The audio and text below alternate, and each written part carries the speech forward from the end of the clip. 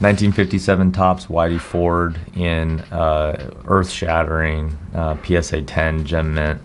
The 57 Topps issue in general has its slew of sort of like hard to explain, difficult cards. The Whitey Ford number 25. This is one of the issue's tougher Hall of Famers to locate. And for whatever reason, print and centering, but especially print, keep most copies from grading high. It's really rare when we see 8s of this card. A 9 is kind of a highly noteworthy thing. Offered here being a 10, it's the only 10 in the world. This is truly a unicorn in the marketplace. It's truly irreplaceable, and I don't know. There's only so many superlatives you can go through to talk about how sort of shocking this card really is. Everything is where it should be in upholding the grade. It's perfectly printed. Something you just don't really ever see.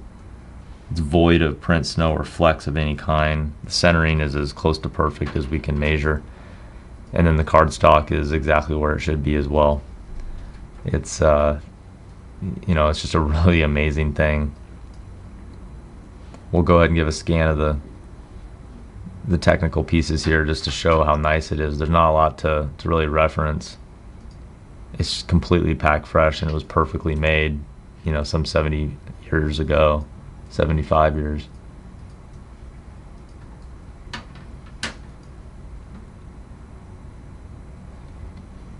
Front and back tell the same story. It's a virtually perfect trading card.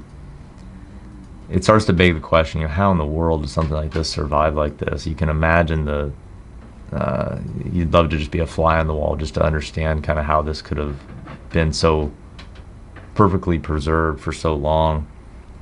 And then when you add in the fact that, even the cards which were perfectly preserved had to be perfectly made, and that rules out, 99% of the cards, and you combine those two together, and then what you have is the finest copy in the world, and what will probably be the only copy ever graded a 10 if I was to wager a bet. To say it's irreplaceable is understating it. It's just a unicorn fine art piece and worthy of the finest portfolio.